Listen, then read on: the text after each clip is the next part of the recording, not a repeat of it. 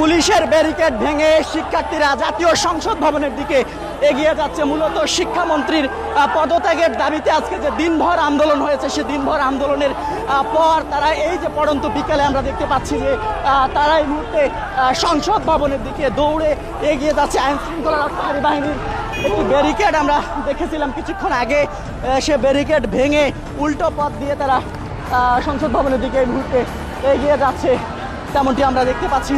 মূলত বন্যা, জলাবদ্ধতা এবং বৃষ্টির মধ্যে যে পরীক্ষা হয়েছে এইচএসসি পরীক্ষা, সে এইচএসসি পরীক্ষার মূলত সে পরীক্ষা দেবার বিরুদ্ধে শিক্ষার্থীরা ফুঁসে উঠেছেন এবং আন্দোলন করছেন। সারা দেশব্যাপী দেশের বিভিন্ন জায়গায় আজকে আন্দোলন হয়েছে। সেই ধারাবাহিকতায় আমরা দেখেছি সকাল থেকে রাজধানীর বিভিন্ন জায়গায় কিন্তু আন্দোলন হয়েছে। আইন শৃঙ্খলা রক্ষাকারী বাহিনীর সদস্যরা তারাও কিন্তু যাতে করে কোনো অপ্রীতিকর ঘটনা না ঘটে, যেহেতু সংসদ চলমান রয়েছে, সে চলমান অবস্থায় শিক্ষার্থীরা সংসদের সামনে অবস্থান নিয়ে যাতে করে কোনো অপ্রীতিকর ঘটনা না ঘটে, সে কারণে তারাও তৎপর রয়েছে। তেমনটিকে আমরা তেমনটি দেখতে পাচ্ছেন যে শিক্ষার্থীরা এই মুহূর্তে দৌড়ে দৌড়ে তারা সংসদ ভবনের দিকে এগিয়ে যাচ্ছে। দর্শক, তেমনটি আমরা দেখাচ্ছিলাম, জাতীয় সংসদ ভবনের দিকে এগিয়ে যাচ্ছে শিক্ষার্থীরা।